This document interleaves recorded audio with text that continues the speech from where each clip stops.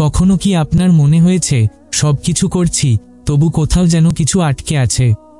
আপনার দোয়া, পরিশ্রম আর চেষ্টা থাকা সত্ত্বেও যেন জীবন ঠিকমতো চলতে চাইছে না।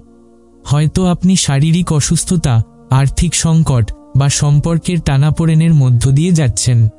আপনি কি এমন একটা অস্থিরতার মুখোমুখি যা সবকিছু ঠিকঠাক করার পরেও আপনাকে শান্তি দিচ্ছে না? মনের গভীরে প্রশ্ন জাগে, আল্লাহ কি আমার প্রতি অসন্তুষ্ট? জানেন, আপনি একা নন। আমাদের অনেকেরই এই অনুভূতি হয় এবং এর পেছনে কারণ থাকতে পারে। কিন্তু আজ আমি আপনাকে বলবো, এই অনুভূতিগুলো হতে পারে আল্লাহর পক্ষ থেকে এক বিশেষ সংকেত। এই সংকেতগুলো কি? ভিডিওতে আমরা শিখব 6টি লক্ষণ যা যদি আপনি বুঝতে পারেন তাহলে আপনার জীবন বদলে যেতে পারে ইনশাআল্লাহ। ভিডিওটি পুরোটা দেখুন, কারণ শেষের লক্ষণটি সবচেয়ে গুরুত্বপূর্ণ হতে পারে। এবং যদি আপনি কখনো এই অনুভূতিগুলোর মুখোমুখি হয়ে থাকেন তাহলে নিচে কমেন্টে লিখুন। আপনার মতামত আমাদের জানাতে ভুলবেন না। আমরা প্রতিটি কমেন্ট মনোযোগ দিয়ে পড়ি এবং তা আমাদের নতুন কন্টেন্ট তৈরিতে উৎসাহিত করে। প্রথম সংকেত, বরকতের অভাব। বরকত আল্লাহর বিশেষ অনুগ্রহ যা জীবনের প্রতিটি ক্ষেত্রে শান্তি, সফলতা আর প্রাচুর্য বয়ে আনে। এটি শুধু টাকার বিষয় নয়, সময়, সম্পর্ক এবং মনশান্তিতেও বরকতের ছোঁয়া অনুভব করা যায়। কিন্তু যদি দেখেন আপনি প্রচুর পরিশ্রম করেও জীবনে অগ্রগতি হচ্ছে না, উপার্জিত অর্থ দ্রুত শেষ হয়ে যাচ্ছে কিংবা পরিবারে শান্তি নেই, তাহলে বুঝুন এটি বরকতের অভাব। এই অভাব ঘটে যখন আমরা আল্লাহ থেকে দূরে সরে যাই। কৃতজ্ঞতার অভাব, ইবাদাতে অবহেলা এবং অন্যের হক আদায় না করা এই কারণগুলো বরকত কমিয়ে দেয়। আল্লাহ আমাদের আশ্বাস দিয়েছেন, যদি তোমরা কৃতজ্ঞ হও আমি অবশ্যই তোমাদের জন্য আমার নিয়ামত বৃদ্ধি করব। তাই আমাদের উচিত আল্লাহর দেওয়া নিয়ামতের প্রতি গভীর কৃতজ্ঞতা অনুভব করা। প্রতিদিন দোয়া করুন, নিয়মিত নামাজ পড়ুন এবং সাধ্যমতো দান করুন।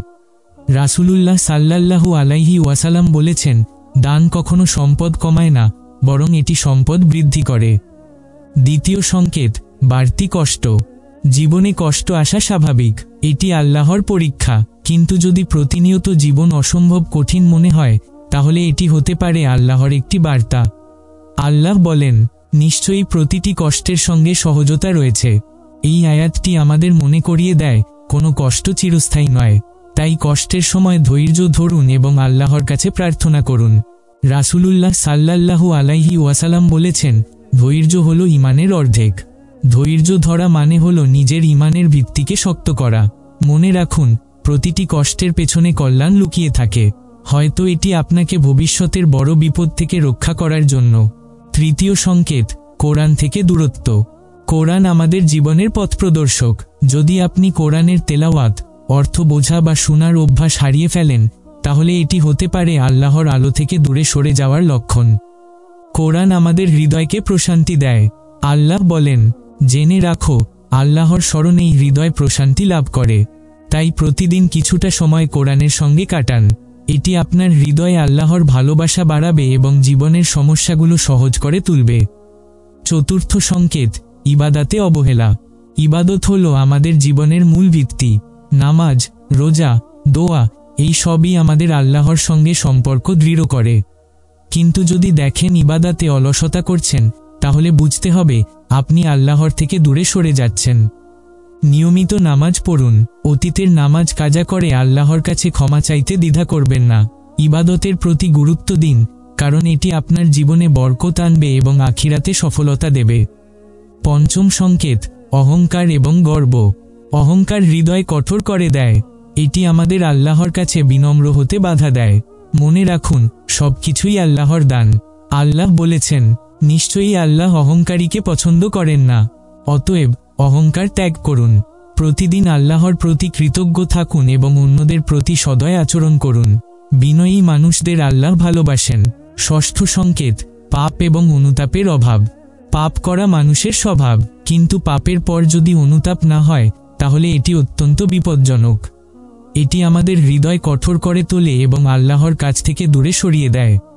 আল্লাহ আমাদের ক্ষমাশীল, তিনি অপেক্ষা করছেন আমরা কখন তার দিকে ফিরে আসব। তাই আন্তরিক তওবা করুন, নিজের ভুল স্বীকার করে আল্লাহর কাছে ক্ষমা প্রার্থনা করুন, পাপ থেকে দূরে থাকার প্রতিজ্ঞা করুন। এই সংকেতগুলো আমাদের জন্য আল্লাহর ভালোবাসার চিহ্ন। তিনি চান আমরা তার কাছে ফিরে আসি, তার দয়ার ছায়ায় আশ্রয় নিই। আপনার জীবনে যদি কোনো অস্বস্তি বা কষ্ট অনুভব করেন, তাহলে থামুন।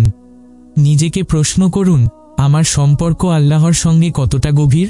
আজই সিদ্ধান্ত নিন, ইবাদাতে মনোযোগী হবেন, কোরআনের প্রতি গুরুত্ব দেবেন এবং আল্লাহর রহমতের দিকে ফিরে যাবেন। মনে রাখুন, আল্লাহ আমাদের জন্য সবসময় অপেক্ষা করছেন, তাই তার দিকে ফিরে যাওয়াই আমাদের জীবনের প্রকৃত সফলতা।